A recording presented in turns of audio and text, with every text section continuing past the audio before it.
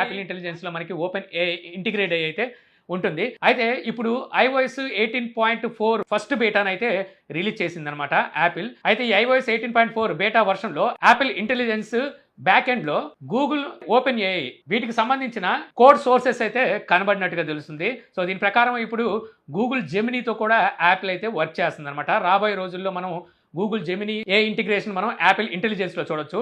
అలాగే చైనాలో కూడా వీళ్ళు డీప్సిక్తో వర్క్ చేస్తున్నారని రీసెంట్గా మనకి న్యూస్ కూడా వస్తుందన్నమాట. సో చైనాలో తీసుకొచ్చే మొబైల్స్లో మనకి డీప్సిక్ చూసే అవకాశం అయితే ఉంది. అయితే ఈ కొత్త అప్డేట్ ద్వారా ఈ కొత్త ఏ ఇంటిగ్రేషన్ అనేది మనకి 18.4లో వీళ్ళు టెస్ట్ చేస్తున్నారు, కానీ ఇప్పుడప్పుడే రాకపోవచ్చు. డైరెక్ట్గా iOS 19లో చూసే అవకాశం అయితే ఉంది. ఇక నెక్స్ట్ చూస్తాం, క్వాల్కామ్ క్రోమా స్టోర్స్ వాళ్ళతో పార్ట్నర్షిప్ అయితే కలిసిందనమాట. సో వాళ్ళతో కలిసి స్నాప్డ్రాగన్ ఎక్స్పీరియన్స్ జోన్ ని మన ఇండియాలో అయితే ఏర్పాటు చేయబోతుంది. ఏముంటుంది ఇక్కడ అంటే ఈ స్నాప్డ్రాగన్ చిప్ సెట్ వాడిన డివైసెస్ ఏవైతే ఉంటాయో, మొబైల్ ఫోన్స్ కావచ్చు, గేమ్ కాన్సోల్స్ కావచ్చు, లేకపోతే ల్యాప్టాప్స్ కావచ్చు, సో ఏవైతే ఈ డివైసెస్ ఉంటాయో వీటిని మనం అక్కడ ఎక్స్పీరియన్స్ అయితే చెందొచ్చు. వీళ్ళ క్వాల్కామ్ నుంచి ప్రత్యేకించి బ్రాండ్ ఉండదు, కానీ ఆ చిప్ వాడిన డివైసెస్ని అయితే మనం ఎక్స్పీరియన్స్ చేయొచ్చు. ఇక నెక్స్ట్ చూస్తే మనకి యాపిల్ ఫోల్డబుల్ ఐఫోన్ని తీసుకురాబోతున్న సంగతి తెలిసిందే కదా, ఆల్రెడీ వర్క్ చేస్తున్నారు. సో ఇప్పుడు ఎప్పుడైతే తీసుకురాలేండి, ఇప్పుడున్న న్యూస్ ప్రకారం రోజుకి డేట్ని ఎక్స్పెండ్ చేస్తున్నారని చెప్పొచ్చు. 2028 నాటికి కానీ మనం ఈ ఫోల్డింగ్ మొబైల్స్ అయితే చూడమని చెప్పి తెలుస్తుంది యాపిల్ నుంచి. అయితే యాపిల్ దీని మీద చాలా గట్టిగానే వర్క్ చేస్తున్నట్టు తెలుస్తుంది అనమాట. స్మాల్ సైడ్ డిస్ప్లేతో కవర్ డిస్ప్లే అయితే ఉండబోతుందట. అంటే దాదాపుగా 5.49 ఇంచెస్ అవుట్ సైడ్ డిస్ప్లే ఉండబోతుంది, అంటే చిన్నగా ఉంటుంది. ఎప్పుడైతే ఓపెన్ చేస్తామో ఇన్సైడ్ డిస్ప్లే 7.74 ఇంచెస్ అయితే డిస్ప్లే సైజ్ ఉండబోతుందట. అంటే ఐప్యాడ్ మినీ ఉంది కదా, సో దాన్ని రీప్లేస్ చేసే విధంగా వీళ్ళు ఈ స్క్రీన్ డిజైన్ చేసి తీసుకురాబోతున్నారు. అవుట్ సైడ్ మనకి iOS ఉంటుంది, ఓపెన్ చేసిన తర్వాత ఐప్యాడ్ ఓఎస్ ఉండే అవకాశం ఉన్నట్టుగా అయితే తెలుస్తుంది. కాకపోతే అప్పటికి ఫోల్డింగ్ మొబైల్స్ అనేవి చాలా తెగ చీప్ అయిపోతాయి వీళ్ళు తెచ్చే టైర్కి 2028 అంటే. ఇక నెక్స్ట్ చూస్తే నథింగ్ తన గొయ్యి తనే తవ్వుకున్నట్టుగా అయిపోయింది అనమాట. మార్చి 4వ తారీఖున nothing 3A and 3A Pro ఈ రెండు మొబైల్స్ లాంచ్ అయిపోతుంది కదా. ఇప్పుడు 3A Pro కెమెరాని iPhone 16 Pro Max తో కంపేర్ చేస్తూ ఒక వీడియోని అయితే వీళ్ళ అఫీషియల్ యూట్యూబ్ ఛానల్లో రిలీజ్ చేశారు. సో అక్కడ వీడియో క్లారిటీ కానీ స్టెబిలైజేషన్ కానీ ఎలా ఉందని రెండింటిని కంపేర్ చేస్తూ ఒక వీడియోని అయితే పెట్టారు. అది 10 సెకండ్స్ వీడియోనేమో.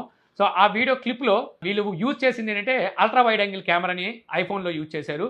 వీళ్ళ దగ్గర ఏమో ప్రైమరీ కెమెరాని యూజ్ చేసి ఆ వీడియోని అయితే రికార్డ్ చేశారు. సో ఇది జనాలు గమనించాలనుకున్నారు, కానీ ఇప్పుడు జనాలు బాగా ముదిరిపోయారు కదా. సో అందువల్ల వెంటనే గమనించి వీళ్ళు పెట్టిన ట్వీట్కి ఫ్లాగ్స్ వేసుకుంటూ సో మామూలుగా అయితే తిట్టట్లేదు అనమాట. సో దాన్ని ఇప్పుడు నథింగ్ కూడా ఒప్పుకుంది. కొన్నిసార్లు ఇలాంటి మిస్టేక్లు జరిగితే మేము అన్ని క్లిప్పులు అయితే మేము గ్యాదర్ చేసాం, కానీ ఎడిటింగ్ అప్పుడు సో అన్ఎక్స్పెక్టెడ్ అంటే అనుకోకుండా సో ఈ అల్ట్రా వైడ్ యాంగిల్ కెమెరాతో రికార్డ్ చేసిన క్లిప్ని మేము పెట్టేసాము అనేసి ఏదో ఆ తూచ్ అంటుంది. మొత్తానికి అయితే మాత్రం దొరికిపోయారు. సో ఇలాగే కెమెరాస్ ఈ కంపేర్ విషయంలో కానీ లేకపోతే చాలాసార్లు వీళ్ళు దొరికిపోతుంటారు. DSLRతో ఫొటోస్ తీసేసి సో దొరికిపోయిన వాళ్ళు కూడా చాలా మంది ఉన్నారు. ఇక నెక్స్ట్ చూస్తే యాపిల్ iPhone 16e రీసెంట్గా లాంచ్ చేసింది. ఇప్పుడు ప్రీ బుకింగ్ ఆర్డర్లు కూడా తీసుకుంటుంది. 28వ తారీఖు నుంచి వీటిని సేల్ కూడా తీసుకురాబోతున్న సంగతి తెలిసిందే కదా. వీటి మ్యానుఫ్యాక్చరింగ్ అనేది మన ఇండియాలోనే అయితే జరగబోతుందంట.